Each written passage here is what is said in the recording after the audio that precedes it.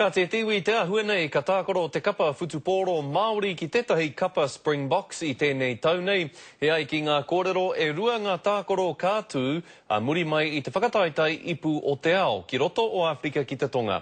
Ahakua kārea no tēnei kōrero kia mana noa hei tā tētahi tangata I āwhina I te kōkiritanga ake o te take nei he mea tino pai tēnei mo te kapa futupōro Māori. Tērā te whakapai ka tū he tākaro I Wainganui I te kapa futupōro Māori me te kapa Springboks I tēnei tau.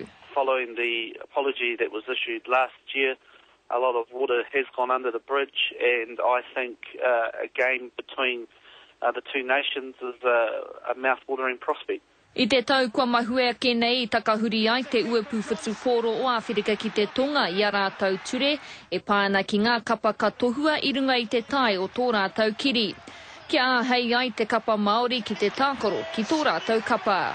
Iraira ka tīmata no ngā kōrero mō ētahi tākaro ki Wainga I ngā iwi nei. I've had personal dealings with O'Regan Hoskins, the president of Saru, and every time we've corresponded, I've always felt that he's been genuine in his desire to patch things up, in particular between South Africa and Māori. Toru te kautau kua hipa I te wā mutunga I tākaro atu ai te kapa Māori ki te kapa Springboks. Engari hei tā te uepu matua kei te whiriwhiri tonu rātau I tētahi mahere tākaro mo te kapa Māori.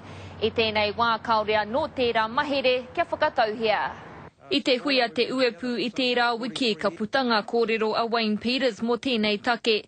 Engari kaore ia I whāki mai, ia hanga kaupapa ko whakaritea mo te kapa Māori I tēnei tau. So we have both some immediate options that we're considering, and some longer-term options which have been considered and being developed. And it's not at the present time in a position to make any announcements, but I think we can say that Māori Rugby certainly has got a lot of goodwill around it at NZAU level.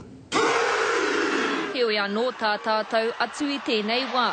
Te tatari kia whai mana ngā whakapai mo ēnei tākaro whakahirahira a te kapa Māori ki te ito o ngā tau. Irina Smith, Te Karere.